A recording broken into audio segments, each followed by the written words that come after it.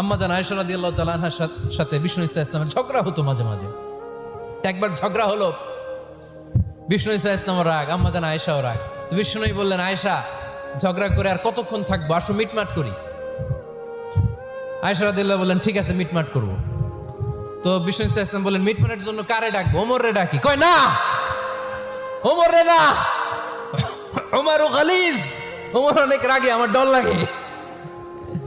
কয় তাহলে তোমার আব্বারে ডাকি। কয় ডাকেন। কি খুশি, মেয়েদের মধ্যে এই অভ্যাসটা আছে না নাই? তাহলে তোমার আব্বারে ডাকি, ডাকেন।